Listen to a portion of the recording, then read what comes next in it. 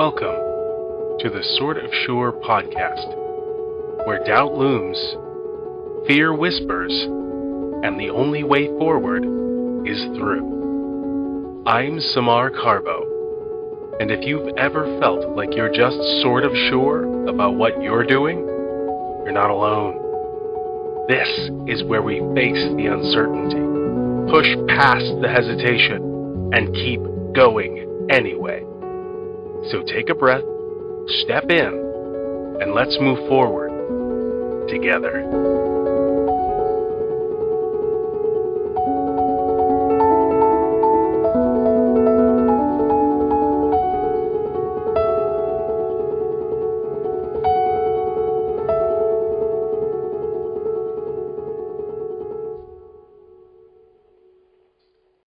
Hello and welcome to the Sort of Sure podcast. As you may have heard in the beginning, my name is Samar Carbo, and I am bringing you an awesome conversation today. I spoke with Tim Lyons, founder of Sober Awakening. It is so awesome to see people doing great work that just opens the world up to people who are occasionally forgotten. You think they're taken care of because there's a 12-step program. Well, he offers a different option. Let's check it out and have a listen. I'm Tim Lyons. I am the president, CEO, and founder of Sober Awakening.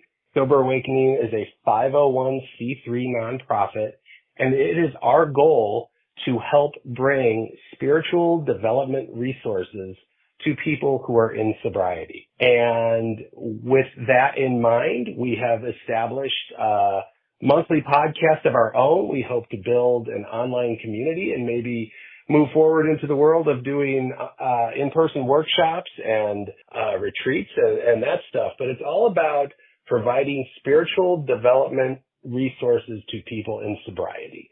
That's what we're up to.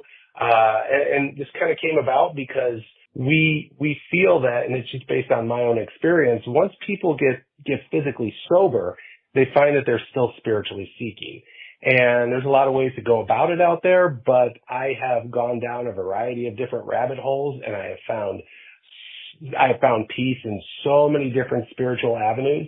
And I want my exploration to be able to be brought to as many people possible so they can kind of pick and choose what they like, to kind of get some spiritual foothold in their own life. And we feel that when people do that, it'll keep them sober, and it'll also just make it so that life just kind of unfolds before them and they really get in touch with their purpose. I established Sober Awakening as a nonprofit entity in the state of Illinois in August of 2023.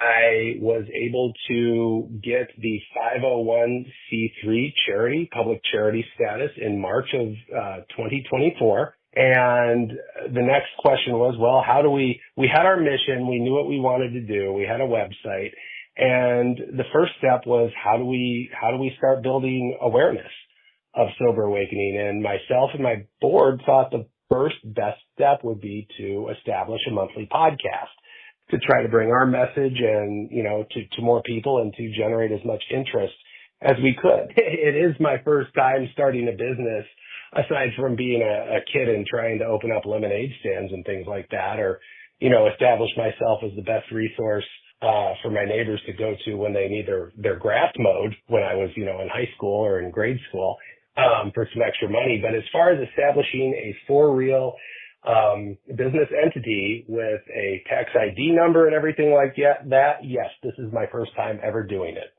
Have never thought I would found a nonprofit. It just kind of happened. When I finally found myself secure enough in my sobriety to start talking about it and to start bringing my message to people, I, of course, went to my wife to see what her comfort level was. And she's like, yeah, you really should do this. So, I was like, well, what's the best place to start getting my word out, my story, what I want to impress on the world? And it was, to build a website and start from there. And so I go into my website vendor, which I use GoDaddy. And when I'm looking for different domains, and I forget how they come up with it, but you put in what it's about or, and then they shoot you back some things that are open and available.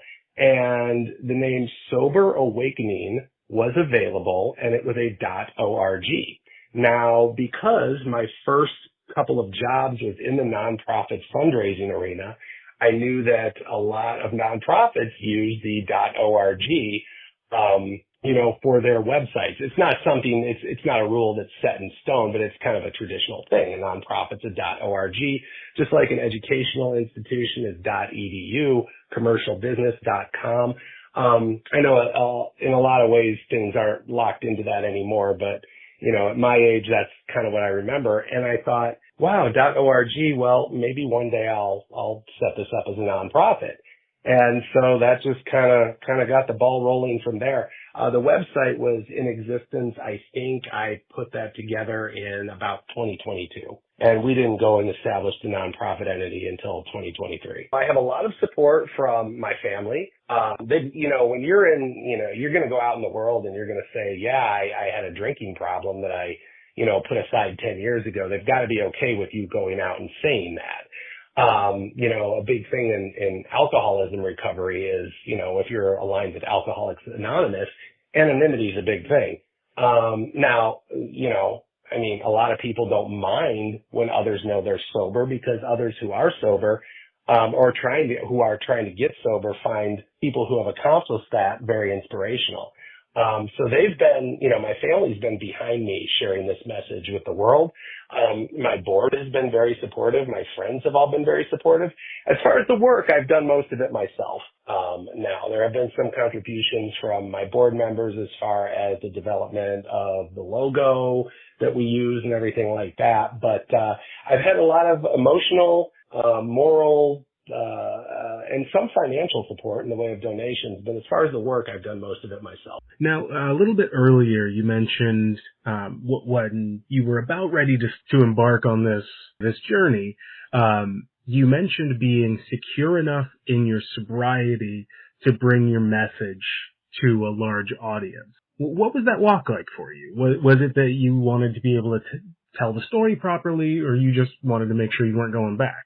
Well, I tell you what, you have to be very secure in your sobriety. I had to get to a point where I knew I was not going back, where I never wanted to go back. Because now that the whole world knows I'm a sober person, the last thing I ever want to do is be seen out at the bar having a beer. So I needed to be secure in myself, knowing that I fully had separated myself from any of the compulsion to ever go back to drinking. And then I had to be secure in my own identity and feel safe and confident that even though people knew that about me, regardless of whether they judged me or not, I was okay with it. And I wasn't married to others' perceptions of me, because they'll be what they are. I'm helping more people by being open about it than I would be doing good by keeping it to myself or staying anonymous. Not that it's bad if anybody's anonymous. People are sober and anonymous their whole lives, and that is just fine. But I was secure enough in myself, where I was with sobriety and where I was with what people were going to say about me, to where I felt like, I'm cool. Let's go out and do this. So you work with people in this. What does your community look like? Is it something you provide to people? I mean, as a nonprofit, what is the service? Okay, so right now, I don't really have an established community per se. It's basically, we are in our infancy stage, and anybody who's attracted to our mission, which is to help provide, resources for people who are spiritually seeking, and people who are sober or sober-minded, hopefully will be attracted to Sober Awakening. And we say sober, like me, who doesn't drink anymore. I don't drink anymore. And we also hope that we attract some people who are sober-minded. There are people in the world who, although they do drink every once in a while, they would not mind if alcohol just ceased to exist. They are sober-minded. It's not a part of what they do or anything that they think about. So my community consists of those two type of people, sober and sober-minded. But like I said, we don't have a formal community yet. But to go a step further, these are people, though, that in their sobriety or sober-mindedness, they're spiritually seeking and they're looking for a deeper connection with spirit no matter how they find it, the higher power. And with that, I believe that people's life purpose and life path will unfold in front of them. And so I guess we have sober and sober-minded spiritual seekers. Imagine you're sober and you're just looking for some deeper spiritual connection. Like myself, I was going back to Catholic Church, and while I still do that, it just wasn't getting it done. So I started looking into all kinds of other spiritual avenues and discovering things in these other religious traditions that make so much sense. And then on top of that, I love talking about other things like healing modalities like Reiki therapy and breath work and meditation and that type of stuff and grounding and earthing. I've had wonderful experiences with those. Those are some things that I hope to talk about within our, community and bring more information on those type of things to people as well. So can you talk to me about, and having never been in the position, I'm speaking entirely glibly on it, so please forgive me if I say this wrong. But there are, from what I understand, just a number of lines in the sand that people have a tendency to go up to. And then there are the things that stand in the way of saying, I'm never going to drink again, or I am a sober person now. Can you talk about some that you've maybe run across? Because it seems like you're almost like in a sponsor position for people. So maybe if it's you or others, can you talk a little bit about the almost self-doubt specific scenarios that people end up in on their way to sobriety? Yes. So, a lot of those lines in the sand that people on their way to becoming sober, they'll try to negotiate with themselves and they'll try to set rules. And what you get to is a point where you realize that none of that stuff works. And the only true way out of it is to really embrace who you are, embrace what you've been doing, look at yourself in the mirror, and you have to make the decision to change. And then you do. But it's not until you truly make that decision that you're going to find sobriety. And that's at a different point than for everybody. About a year and a half ago now, I lost a friend of mine to alcoholism. He's one of my best friends in the world, and it was sad to see him go. But it so much more put a fine point on what can be stolen and what we can lose when we're just chasing after something instead of changing ourselves. And you know what? There's so much great life out there, and life can be, even the challenges can be enjoyable when you're looking at them through sober eyes. And I'm very sorry to hear about your friend.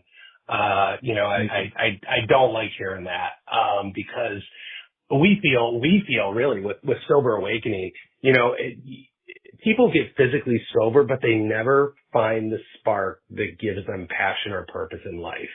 And we feel that when they do develop a deeper spiritual connection, a connection to their own higher self, then their divine purpose will be revealed. The things that they're passionate about will be revealed. Doors will open up for them. I'm sure your friend tried many times to get sober, but just couldn't find the spark to stay there. Yeah, that's absolutely true. He tried so many times. He tried his best, it wasn't there for him. He tried his best, and we hope we find people that are physically sober and now they're looking for something else and they want to take up, meditation or some type of different spiritual practice. They want to start diving into any of the disciplines we like to talk about, anything that's out there that we can bring them information on. And when they do that, not only will they find, they'll find their life purpose and it'll kind of unfold in front of them, but, it's going to keep them sober. It's going to give them something to hang on to, as opposed to, kind of the nothingness that people who get sober can feel like they're experiencing in the beginning. Yeah, that's so deep. I love the way you describe that nothingness, because it is. You take something away and then there's a void. Yeah. I tell people a metaphor, and I actually came up with this. I didn't hear about it anywhere, but sobriety is like going out to sea on a boat and having a destination that you're bound for. So you get on the boat and you're watching the shoreline dissipate or disappear behind you, whatever you're sailing away from, your old life. And that shoreline is getting, further and further in the distance. And you feel great about it because you see that you're leaving that old life behind. But you know what? Eventually it disappears. And then you turn around and you look at what's in front of you, and there's nothing but a vast ocean. You can't see the other side. You know there's something there. You know you want it. You know it's supposed to be better, but right now you're just in the middle of the ocean. And that's where people get lost. That is an incredibly powerful image, and I hope you use that all the time. Yeah. And where I hope Sober Awakening finds people is when they're in the middle of that ocean, because they start to lose faith that there's anything on the other side. And then a lot of times, unfortunately, they turn the boat around and go back to the shore they're familiar with. Can you tell me about Big Timmy? Big Timmy higher self is my higher self. We all have a higher self. It is the essence of who we are. It exists outside of our body. It is our soul. It's out there. It knows all the answers, and we can tap into it anytime. And I talk to my higher self. Some people call it the Holy Spirit. It's our connection to the divine. You can tap into it. You can talk to it. I go in when I meditate and I just ask my higher self what I need to best know for today. But yeah, Big Timmy higher self talks to me all the time. Oh, that's awesome. I love that. Yeah. So then I do want to ask one final question that I always ask. Sure. I'm try to tailor it for you. What advice would you have for someone who is where you were or is trying to get to where you are to help other people in their sobriety journey who are feeling imposter syndrome or self-doubt along the way? If you have begun your sobriety journey and you are physically sober, but you still feel an emptiness and a void, go back to whatever makes you curious spiritually. It doesn't necessarily have to be your dogmatic religion that you were raised in. Is there anything you think is cool? Do you find an interest in what the Buddha used to say? Do you find an interest in New Age spiritual philosophies? Have you ever wanted to embrace or try to start meditating? Anything like that. Start trying things to get outside of the box. For me, the spiritual awakening came when I started meditating. Something just took hold of me, and off I went. But try to go with whatever interests you, whatever sparks you. Don't be afraid to start researching whatever spiritual direction that is and follow it. Dive in and learn more. And that is such a good point. Go to whatever makes you curious. That's the kickstart. That's the catalyst for anything what makes in you life. Curious. Yes, and there's a lot of mainstream Christians out there that would probably shy away from that, and I'm not going to tell you they're right or they're wrong. I am a Catholic, but I fully embrace a lot of Buddhist and Hindu philosophy, as well as, like I said, Hermeticism, and things like that. There are some religions, or there are some religious folks out there who will think it's not a good idea to, stray too far from home, because that's, going to lead you down a dark path. And I don't believe there is a dark path. As long as we keep an open heart, we, keep love at the forefront, and we just simply stay curious. We're just starting our effort right now. We have 3 podcasts up.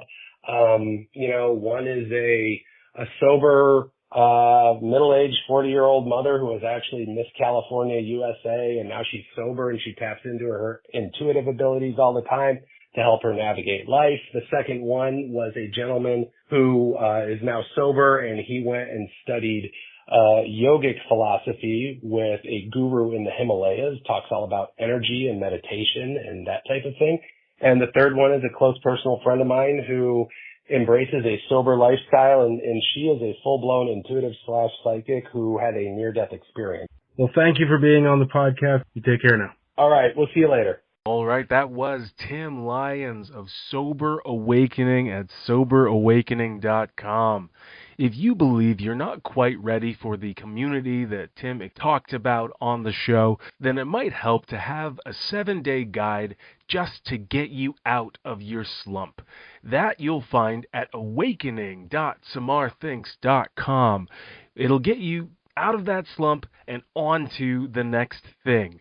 And it leads right into the work that is being done at Sober Awakening with Tim Lyons. So if today's conversation sparked something in you, whether it was the tension between calling and capability or that quiet war between your vision and your inner critic, I hope you'll take this as a sign you are not alone. And you're not wrong for feeling this way. You're just early in your evolution. If you're ready to stop asking if you're supposed to be where you are and start owning your next chapter with confidence, let's connect. You can reach me directly at sortofsurepod@gmail.com or follow along for upcoming guests and some bonus insights. And if this episode helped you see yourself differently, consider sharing it with one person who's silently questioning their worth too, who has that self-doubt, who's not sure if they belong in the big rooms. We don't outgrow imposter syndrome by hiding it. We outgrow it by showing up anyway. Thank you all for listening. We'll see you next time. Later days.